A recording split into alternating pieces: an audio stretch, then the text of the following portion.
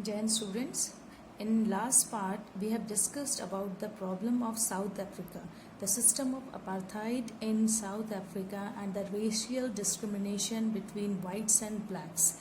Then we came to know about Nelson Mandela, who was imprisoned for 28 years, and then the birth of the new Republic of South Africa after the end of the regime of apartheid system. So in this part we will going to discuss about the making of the Indian Constitution, and we will discuss what were the problems during that period when India became independent, and what were the challenges in front of India while making the Indian Constitution. After that we will understand about the guiding philosophy of Indian Constitution, what makes it world one of the best constitution. Then what are the values and the principles of Indian Constitution. So let's begin with this chapter and this topic, the making of the Indian Constitution. Students, after the independence from the British rule, India had so many problems. It was very difficult to make constitution during that time. And what were the main challenges in front of India? तो उस समय हम बहुत सारी ऐसी problems देखते हैं जो इंडियन कॉन्स्टिट्यूशन को बनाते समय इंडिया द्वारा फेस करी गई थी. उनमें से बहुत सारी प्रॉब्लम्स के बीच में जो पहली सबसे बड़ी प्रॉब्लम थी वो थी India was a huge and diverse country. आप सभी जानते हैं बच्चों, इंडिया एक बहुत बड़ी कंट्री है और साथ ही साथ बहुत डाइवर्सिफाई है in the field of culture, language, religion. It is so diversified. तो एक ये भी बड़ी प्रॉब्लम थी कि जब इंडियन कॉन्स्टिट्यूशन बनने लगा तो हमें इन सभी चीज़ों को ध्यान में रखना पड़ा. The country was divided. हम पहले ही देख चुके थे कि कंट्री ऑलरेडी रिलीजन बेस पे डिवाइड हो चुकी थी. तो ऐसे समय में बहुत सारे जो प्रिंसली स्टेट्स थे उनको कैसे अपने साथ लाना है, या फिर वो पाकिस्तान में जाना चाहते हैं या इंडिपेंडेंट रहना चाहते हैं, ये सारी चीज़ें भी हमें उस समय वो प्रॉब्लम इंडिया को फेस करनी पड़ रही थी. और जो फ्यूचर था इंडियन कॉन्स्टिट्यूशन का वो हम लोग बहुत ज़्यादा उसमें तैयार नहीं थे कि इस तरीके की सिचुएशन आएगी इंडिया में डाइवर्सिफाई होने के कारण. तो इन सारी प्रॉब्लम्स को इंडिया उस समय फेस कर रहा था during making of the Indian constitution. But इन सभी प्रॉब्लम्स के बीच में हमारे पास we had a long history during independence movement. तो we had a path to the constitution. और वो पाथ क्या थे? बहुत सारे सोर्सेज थे हमारे पास जो हम इस इंडियन कॉन्स्टिट्यूशन को बनाने के लिए सक्षम थे. और वो कौन कौन से सोर्सेज थे हमारे पास? वो पहला सोर्स था 1928 में, जिसे हम नेहरू रिपोर्ट के नाम से भी जानते हैं. तो मोतीलाल नेहरू द्वारा एक कॉन्स्टिट्यूशन ड्राफ्ट किया गया था. 8 मेंबर्स थे जो कांग्रेस के, उन्होंने और मोतीलाल नेहरू ने एक उस समय डिसाइड कर लिया था कि जब भी देश आज़ाद होगा हम कुछ इस तरीके का कॉन्स्टिट्यूशन बनाएंगे. तो हमारे पास एक कहीं ना कहीं कंसेंसस ज़रूर था हमारे दिमाग में कि जब भी देश आज़ाद होगा तो हम एक कॉन्स्टिट्यूशन ज़रूर बनाएंगे. इसी के बाद एक 1931 में एक रेजोल्यूशन हुआ था कराची का, जो आपके कांग्रेस सेशन होते रहते थे. उस सेशन, वो कराची में एक सेशन हुआ था जिस समय भी हमने डिसाइड किया था कि जब भी हमारा कॉन्स्टिट्यूशन बनेगा हम उसमें यूनिवर्सल एडल्ट फ्रेंचाइज को लाएंगे. यूनिवर्सल एडल्ट फ्रेंचाइज यानी राइट टू वोट, और right to vote for all. फिर हमने जो फ्रेंच रेवोल्यूशन में फ्रीडम और इक्वालिटी को देखा था, हमने ये भी डिसाइड कर लिया था उसी समय 1931 में कि जब भी कॉन्स्टिट्यूशन बनेगा हम अपने फ्रीडम और इक्वालिटी को उसमें ज़रूर रखेंगे, और साथ ही साथ जो माइनॉरिटीज़ हैं हमारे देश में उनको भी, उनके राइट्स को ज़रूर हम प्रोटेक्ट करेंगे. उसी समय हमने ये देखा था कि ब्रिटिश रूल के समय में भी हमें थोड़ा सा अपने गवर्नमेंट को रन करने के लिए जो लेजिस्लेटिव इंस्टीट्यूशंस बने थे उसमें भी बहुत सारे इंडियंस पार्टिसिपेट कर रहे थे। उस कारण से हम बड़े फेमिलराइज थे उस समय। जो 1935 का एक एक्ट बना था इंडिया में, तो उससे भी हमें काफ़ी हद तक पता चल गया था कि जब भी हमारा देश आज़ाद होगा तो हमें कुछ इस तरीके से रूलिंग करनी है, सब चीज़ों को ध्यान में रखना है। तो कहीं ना कहीं हमारे दिमाग में एक ये कॉन्फिडेंस आ गया था कि आफ्टर द इंडिपेंडेंस हम इस तरीके के अपने सिस्टम को रूल करेंगे। ये और साथ ही साथ एक फ्रेमवर्क भी बनता जा रहा था बहुत समय के क्योंकि हमारा नेशनल मूवमेंट बहुत समय तक चला था। इससे हमारे दिमाग में एक ये कॉन्फिडेंस होने लगा था, इनबिल्ट होने लगा था कि बहुत जल्दी देश हमारा आज़ाद होगा और हम इस तरीके का कॉन्स्टिट्यूशन बनाएंगे। इसी के साथ हमारे बहुत सारे जो लीडर्स थे वो भी बहुत इंस्पायर हुए थे देश दुनिया की और चीज़ों से, और वो सारी चीज़ों को उन्होंने क्या किया था, अपने दिमाग में ठान लिया था कि हम अपना कॉन्स्टिट्यूशन जब बनाएंगे तो हमारे कॉन्स्टिट्यूशन में क्या क्या चीज़ें होंगी। उनमें एक फ्रेंच रेवोल्यूशन का आइडियल होगा जो लिबर्टी, इक्वालिटी और फ्रेटर्निटी को बताता है। साथ ही साथ जो रशिया में 1917 में जो एक वहाँ पर सोशलिस्ट रेवोल्यूशन हुआ था, तो सोशलिज्म की जो भावना थी, यानी कि हर व्यक्ति तक हमें समाज का हर व्यक्ति इम्पॉर्टेंट है, उसके लिए भी वो सोशलिस्ट रेवोल्यूशन रशिया से हम लोगों ने उसको आत्मसात करने की सोची। साथ ही साथ जो पार्लियामेंट्री प्रोसीजर जो हमारे ब्रिटेन में जो हमारे ऊपर रूल कर रहा था उस समय, उस पार्लियामेंट्री प्रोसीजर को भी हमने अपने अंदर आत्मसात करने के लिए अपने आप को तैयार किया। इसी समय बिल ऑफ राइट्स जो अमेरिका में थे, जिससे हमें फंडामेंटल राइट्स देखने को मिलते हैं। तो इन सभी चीज़ों के जो बेसिक प्रिंसिपल्स थे, इन सबको भी हम लोगों ने उसी समय डिसाइड कर लिया था कि जब भी देश आज़ाद होगा हम इन सारी चीज़ों को अपने कॉन्स्टिट्यूशन में डालेंगे। अब बात आती है कि एक कॉन्स्टिट्यूएंट असेंबली, ये कॉन्स्टिट्यूशन अपने आप या एक दिन में तो बन के तैयार हुआ नहीं बच्चों। तो ये 1946 में बिफोर इंडिपेंडेंस ये जब डिसाइड होने लग गया था कि हमारा देश आज़ाद होगा, उस समय ही हम लोगों ने डिसाइड कर लिया था कि देश जब आज़ाद होगा उससे पहले ही हमें एक अपनी कॉन्स्टिट्यूएंट असेंबली बनानी है जो हमारे कॉन्स्टिट्यूशन का एक फ्रेमवर्क तैयार करेगी। उस समय वो पहले चूँकि देश दो टुकड़ों में बटा नहीं था, तो भारत और पाकिस्तान दोनों के मिला के करीब उसमें 329 मेंबर्स के आसपास थे। लेकिन बाद में जब वो दो टुकड़ों में बट गया तो हमारे केवल भारत के 299 मेंबर्स ही थे जो कॉन्स्टिट्यूएंट असेंबली के मेन कहा जाता है जो फ्रेमवर्कर्स थे। उन्होंने उस समय डिसाइड किया था कि हम इन चीज़ों को ध्यान में रखकर अपना कॉन्स्टिट्यूशन बनाएंगे, जिसमें यूनिवर्सल एडल्ट फ्रेंचाइज होगा, राइट टू फ्रीडम होगा, इक्वलिटी होगी माइनॉरिटीज़ के लिए, और साथ ही साथ ये INC जो इंडियन नेशनल कांग्रेस ने कई समय से जो चीज़ें देखी थी कि एक्सपीरियंस करी थी कि देश में हमारी जो आवाम है, जो हमारे लोग हैं, उनको क्या चीज़ें चाहिए, तो उसके भाव को भी इसमें ध्यान रखा गया था। और ये केवल एक लोगों का या लीडर्स का ही केवल इसमें रोल नहीं था, इसमें देखा गया था कि हमारे देश के जनता के लिए जो सबसे बेहतरीन चीज़ होगी, सबसे अच्छी चीज़ें होंगी, हम उन्हीं को ही क्या करेंगे, ध्यान में रखेंगे और अपने कॉन्स्टिट्यूशन में उसे रखेंगे। फाइनली इलेक्शन करवाया गया एक कॉन्स्टिट्यूशन को बनाने के लिए। 1946 में हम देखते हैं कि जुलाई 1946 में सबसे पहली मीटिंग हुई थी और में असेंबली हेल्ड हुई थी, और 1946 दिसंबर में ये मीटिंग हेल्ड हुई थी जो जिसे पहली कॉन्स्टिट्यूएंट असेंबली की मीटिंग कहा जाता है। इसके बाद भारत पाकिस्तान दो भागों में बट गया था। इस वजह से मैंने अभी आपको बताया कि कॉन्स्टिट्यूएंट असेंबली में पहले ज़्यादा मेंबर्स थे, लेकिन फिर पाकिस्तान वाले पाकिस्तान चले गए, तो इंडियन मेंबर्स उसमें 299 थे, जिसमें से सब लोगों ने मिलकर डिसाइड किया कि एक ड्राफ्टिंग कमेटी बनेगी। और उस ड्राफ्टिंग कमेटी के जो चेयरमैन थे वो कौन थे? Doctor Bhimrao Ambedkar. He was a very prominent leader of that time.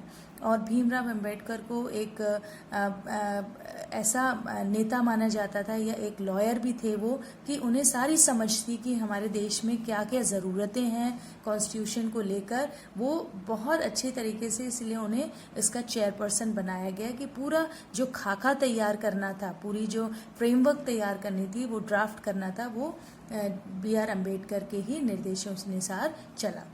It was discussed clause by clause. अब ऐसा नहीं है कि केवल एक ही दिन में बन के तैयार हो गया या 4-6 लोगों ने या 299 मेंबर्स एक साथ बैठे, नहीं, ये बहुत लॉन्ग डिस्कशन होने के साथ एक एक चीज़ को पढ़ा गया, डिबेट हुई, तब जाके बहुत सारे राउंड्स के बाद हम 26 नवंबर 1949 में जाकर ये हमारा कॉन्स्टिट्यूशन तैयार हुआ। इसको बनने में 2 years 11 months एंड 18 days लगे। और आपको पता है कि Indian constitution one of the world's largest constitution है। और 26 जनवरी 1950 को ये इट वॉज इम्प्लीमेंटेड। अब बात आती है बच्चों की, जब ये 26 नवंबर को बनके तैयार हो गया था, तो ये 26 जनवरी को क्यों इम्प्लीमेंट हुआ? तो बेटा इसका एक रीज़न है, हमारे पुराने हिस्ट्री में अगर हम जाएंगे, इतिहास देखेंगे, तो 1930 में 26 जनवरी का दिन बहुत इम्पॉर्टेंट है, क्योंकि उसी दिन नेहरू जी ने ये डिक्लेयर किया था कि हम लोग सबसे पहली बार हमने एक तरीके से अपना स्वतंत्रता दिवस, तब तक हम आज़ाद तो हुए नहीं थे, लेकिन डिसाइड किया था कि 26 जनवरी को हम देश पहली बार झंडा फहराया गया था, नेशनल फ्लैग। तो जब ये 26 नवंबर को हमारा कॉन्स्टिट्यूशन बनके तैयार हो गया, तो फिर उसमें बहुत कम समय था 26 जनवरी आने में, और वो बहुत ऑस्पिशियस माना जाता था। इस कारण से हमने 26 जनवरी 1950 का दिन रखा अपने कॉन्स्टिट्यूशन को इम्प्लीमेंट करने का। इसी वजह से ये हमारा रिपब्लिक डे भी कहलाता है। अब बात आती है कि why should we accept this constitution, तो हमें क्यों एक्सेप्ट करना चाहिए? तो हमने देखा कि बहुत सारे लेजिटिमेसी, इसकी लेजिटिमेसी के ऊपर क्वेश्चन भी हो रहा था, लेकिन फिर भी हमने देखा कि ऐसी बहुत सारी चीज़ें थी जो केवल ये कॉन्स्टिट्यूशन ही हमें दे सकता था, क्योंकि इसमें डिफरेंट कास्ट, रिलीजन, ऑक्यूपेशन सबको ध्यान में रखकर या कैसी चीज़ें हो सकती हैं देश के लोगों की भलाई के लिए, इन सारी चीज़ों को सिस्टमैटिकली हमने ऑब्जर्व किया और एक कंसेंसुअल मैनर से इसको हमने इम्प्लीमेंट किया। इंडियन कॉन्स्टिट्यूशन के बारे में ये भी बताया जाता है कि ये बहुत सारे अमेंडमेंट्स हुए इसमें, तब जाके ये तैयार हुआ, और 114 डेज स्प्रेड ओवर 3 years, इतने सारे मेंबर्स इसमें लगे इसको तैयार करने में, और एवरी डॉक्यूमेंट को 1 by 1 यानी एक एक वर्ड को बहुत बार बोला गया, उसको ऑब्जर्व किया गया, और इस पूरे प्रोसेस को कॉन्स्टिट्यूएंट असेंबली डिबेट भी कहा जाता है। और इन सारी चीज़ों को अगर हम ध्यान से देखें तो ये डिबेट्स करीब करीब 12 वॉल्यूम्स के रूप में तैयार हुई हैं। अब इसमें बात करते हैं कि इसकी गाइडिंग वैल्यूज़ क्या थी। गाइडिंग वैल्यूज़ बच्चों कि हम देख सकते हैं इसमें कि we can understand the constitution of India through 2 ways। हम 2 तरीके से देख सकते हैं कि इसके गाइडिंग प्रिंसिपल्स क्या थे। एक तो ये कह सकते हैं कि हम वहाँ पर जो मेजर लीडर्स थे उनके क्या व्यूज़ थे, और दूसरा हम अगर देखेंगे तो इसमें देखते हैं कि देश के लोगों की या इस कॉन्स्टिट्यूशन की फिलॉसफी क्या है। फिलॉसफी यानी वो देश को क्या समर्पित करती है, वो देश के लोगों को क्या बताना चाहती है इंडियन कॉन्स्टिट्यूशन। तो हम इन 2 चीज़ों पे उसकी गाइडिंग फिलॉसफी या गाइडिंग वैल्यूज़ को हम ऑब्जर्व कर सकते हैं। बच्चों इंडियन कॉन्स्टिट्यूशन को बनाते समय या इसके बनने में बहुत लोगों के ड्रीम्स भी हैं, बहुत लोगों के प्रॉमिसेस भी इसमें आते हैं। जैसे महात्मा गांधी भी चाहते थे कि इंडियन कॉन्स्टिट्यूशन बने, और किस तरीके से बने। उन्होंने अपनी यंग इंडिया मैगजीन जो उनकी थी उसमें ये चीज़ उन्होंने बताई है कि हम कैसा चाहते हैं कि कॉन्स्टिट्यूशन बने। जबकि डॉक्टर B.R. अम्बेडकर ने महात्मा गांधी के विजन को, देखो चाहते हर कोई था कि इंडियन कॉन्स्टिट्यूशन बने और अच्छा अच्छे से अच्छा बने, लेकिन सबके व्यूज़ अलग अलग थे। महात्मा गांधी का व्यूज़ अलग था, BR अम्बेडकर का व्यू अलग था। जवाहरलाल नेहरू ने एक प्रॉमिस किया था लोगों से कि जब भी देश आज़ाद होगा, तो इनफैक्ट उनकी एक ट्राइस्ट फॉर द डेस्टिनी एक स्पीच बहुत फेमस है कि मिडनाइट के समय जब देश आज़ाद हुआ 15 अगस्त 1947 को, तो उन्होंने देश के नाम एक संबोधन किया। तो इससे हमें पता चलता है कि इंडियन कॉन्स्टिट्यूशन बनने में बहुत से लोगों के ड्रीम्स, पूरे देशवासियों के जो नेशनल मूवमेंट के समय में उन्होंने जो सैक्रिफाइसेस दिए थे, वो सभी चीज़ें इन्वॉल्व हैं। और Indian constitution one of the largest, Indian constitution जो दुनिया का सबसे बड़ा कॉन्स्टिट्यूशन, लार्जेस्ट रिटन कॉन्स्टिट्यूशन है, उसका जो एक प्रियम्बल है बच्चों, वो प्रियम्बल ही अपने आप में कंप्लीट प्रिडिक्शन करता है या कंप्लीट हमारे कॉन्स्टिट्यूशन को बताता है। तो प्रियम्बल बेसिकली होता क्या है? It is a preface of the constitution. It says the whole philosophy of the constitution. और हमारे कॉन्स्टिट्यूशन के बारे में ये खास बात है कि it is very long and detailed document, amended regularly, ये अमेंड भी होता रहता है। और ये बहुत सारी चीज़ों को, प्रोसीजर को चूज़ करता है कि किस तरीके से कंट्री गवर्न होगी, और ये कितनी पावर किसके हाथ में होनी चाहिए सब। और इवन ये गवर्नमेंट पे भी चेक लगाता है। कुछ राइट्स उसने सिटीजन्स को दिए हैं एज अ फंडामेंटल राइट, और ये भी बताया कि गवर्नमेंट उन सब कभी भी राइट्स को नहीं ले सकता है।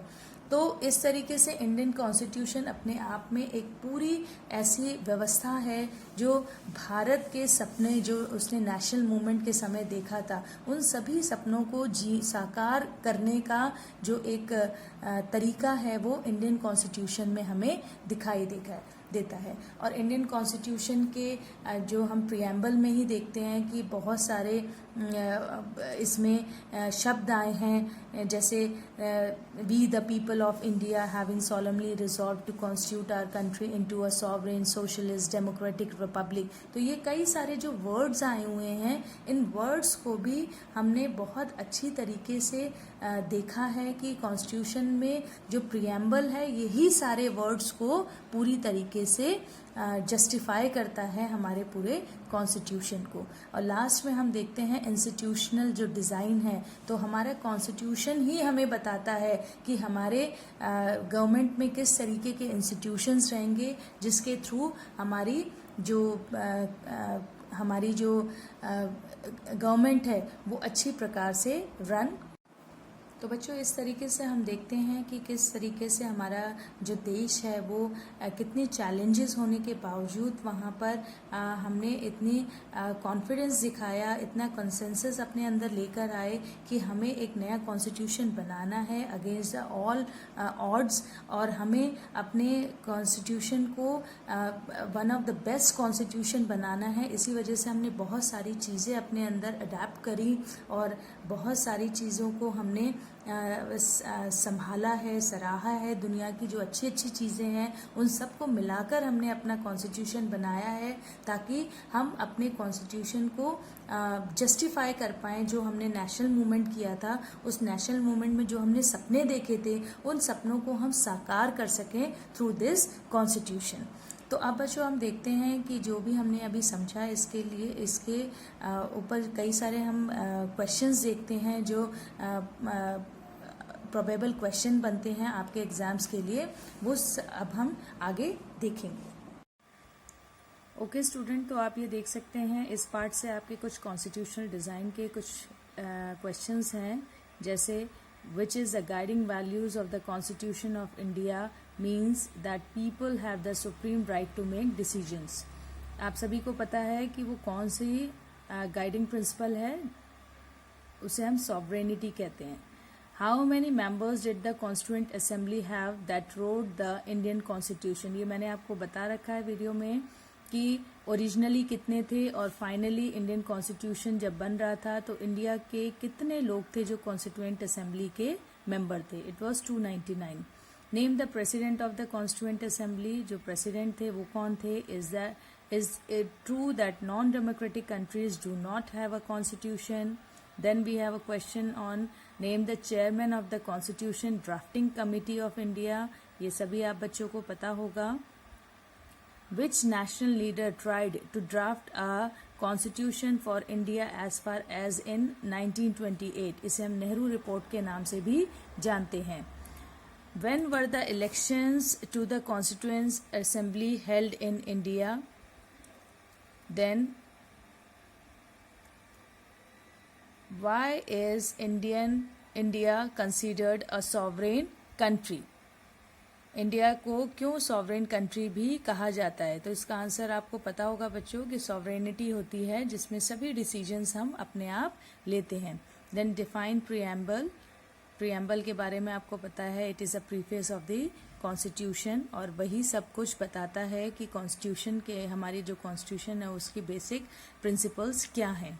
The last question is when did the Indian Constitution came into force? Indian Constitution, इसमें आपको पता होगा बच्चों कि कब बन के तैयार हुआ है और कब वो इम्प्लीमेंट हुआ है। तो ये कुछ क्वेश्चंस हैं, इनको आप ज़रूर कर लेना। This is good for your exams.